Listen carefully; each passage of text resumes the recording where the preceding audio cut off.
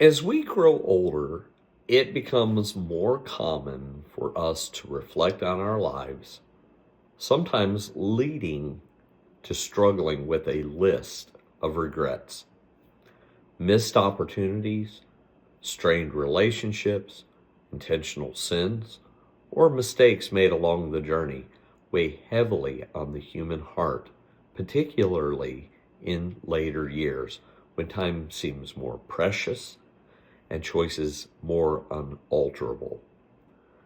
These regrets remind us of a more profound longing we all have, a desire for a life fully lived, one filled with purpose, meaning, and a connection to something greater than oneself.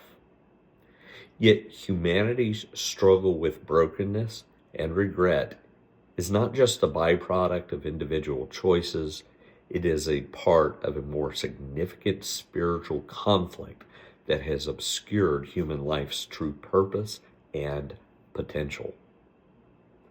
The words of Jesus, found in John chapter 10, verses 7 through 11, cut through this confusion.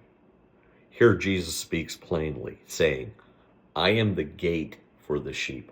All who have come before me are thieves and robbers. The thief comes only to steal, kill, and destroy. I have come that they may have life and may have it to the full. In this passage, Jesus reveals both the opposition he faces and the life he offers us. Satan, the thief, has robbed humanity of its purpose, distorting life itself and filling it with aimlessness, regret, and alienation from God. This destructive work of Satan is why Jesus came. He came to restore human life to its original purpose, to break the power of canceled sin, and to offer us life of abundance, fulfillment, and peace. If we look at Matthew's gospel, one of the things we'll find there is a genealogy of Jesus that traces his lineage all the way back to Abraham and David, emphasizing Jesus' fulfillment of God's promises to Israel and his rightful place as the Messianic king. But Luke's genealogy goes even further back all the way to Adam, underscoring that Jesus came not to just be the fulfillment of Israel's story, but as the Redeemer of all of humanity. Jesus came to rewrite the human story, restoring the purpose of life that Satan had sought to rob us of since the very beginning. Through his life, Jesus reveals how God originally intended humanity to live before sin entered the world and diverted human existence from its divine purpose. The human story begins with God's generous love as he created a world for us to inhabit and filled it with life and purpose and abundance.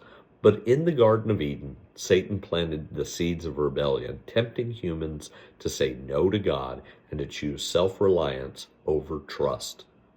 This disobedience fractured humanity's relationship with God, redirecting life from its intended purpose of communion with him to a life marked by self-centeredness, regret, and separation.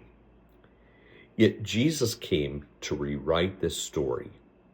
In the wilderness, he faced the same temptation to assert his independence from God by turning stones into bread, testing God, and taking power on his own terms.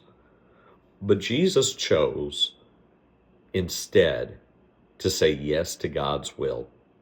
In doing so, he began the work of redemption, resisting the selfish impulses that have derailed humanity from the very beginning.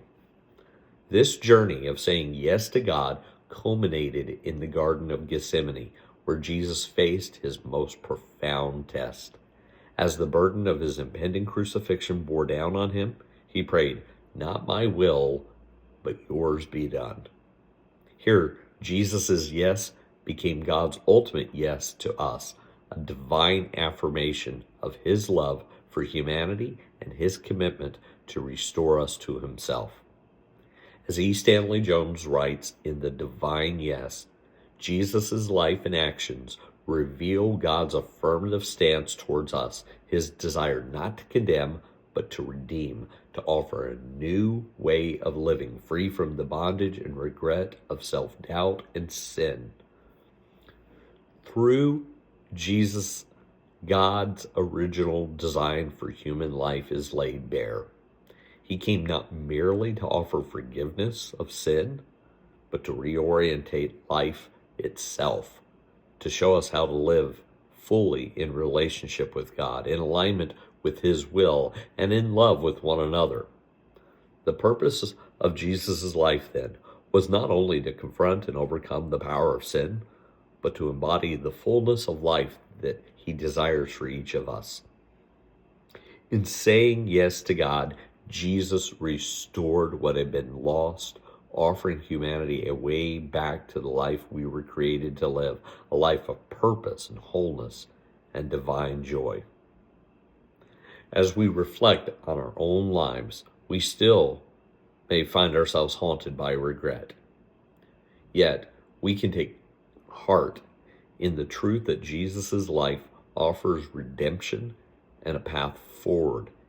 His life, his death, his resurrection are an invitation for us to embrace God's divine yes, to let go of the burdens of the past, and to step into a life of purpose and abundance. Through him, we are called to say yes to God, and in doing so, find ourselves embraced by the fullness of God's love and life, the life he intended for us from the very beginning.